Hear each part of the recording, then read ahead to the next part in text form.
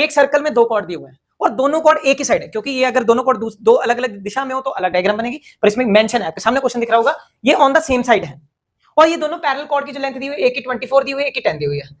ठीक है, अब मुझे एक 24 बनाना है, एक 10 बनाना है, एक मैंने इधर बना दिया, एक मैंने इधर बना दिया। अब सोचने वाली बात है कौन सा 24 होगा कौन सा 10 होगा।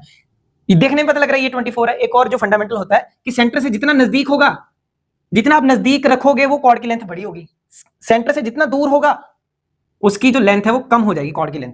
अब अगला स्टेप क्या है, एक 24 है, एक और प्रॉपर्टी होती है कि अगर सेंटर से अगर आप परपेंडिकुलर ड्रॉ करोगे वो बाइसेक्ट करता है कॉर्ड को। अगर ये टोटल 24 है, बाइसेक्ट कर देगा, अगर सेंटर से एक परपेंडिकुलर ड्रॉ करें तो ये पार्ट कितना हो जाएगा 12 हो जाएगा, ये पार्ट कितना हो जाएगा 12 हो जाएगा।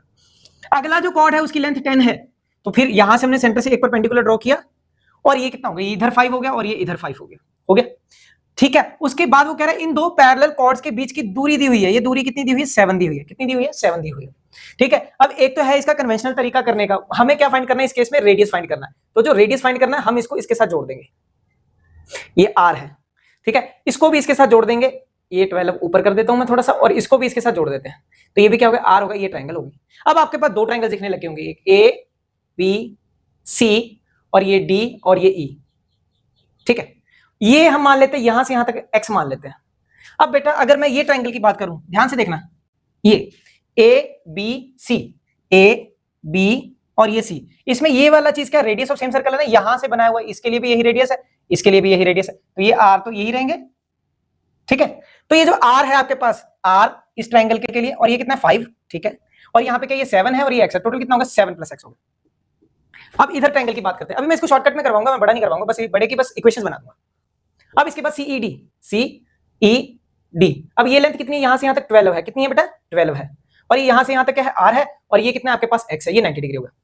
तो आपके पास दो इक्वेशन बन जाएंगे, r² सामने वाला हाइपोटेन्यूज 7 + x² + 5 का स्क्वायर, दो वेरिएबल्स हो गए यहाँ पे आपके पास। यहाँ भी क्या आ जाएगा, सामने वाला r² = x² + 12 का स्क्वायर।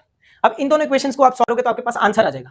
ठीक है, इन दोनों को यहां से एक वैल्यू निकालोगे, यहाँ पुट करोगे। पर यहाँ पे मैं तुम्हें नई चीज सिखाता हूँ, अगर ये क्वेश्चन 1 मार्क्स में तो किस तरह से करना। अब तुम्हारे पास ये दो जो है आपके पास, ये एक आपके पास राइट एंगल ट्रायंगल, एक दूसरा, एक में जो बेस है वो कितना है 5 है, दूसरे में कितना है 12 है। एक आपके पास ट्रिपलेट होता है 5, 12 और 13, हम देखते हैं फिटिंग करके क्या ये बनता है कि नहीं।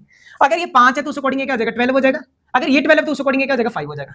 अगर ये 12 वाले के साथ इसकी वैल्यू अगर ये 5 हो रही है, 5 हो रही है, और ये अगर ये 5 है और ये 7 + 5 ये कितना हो रहा है 12 बन रहा है, ये कंडीशन सेटिस्फाई कर रहा है।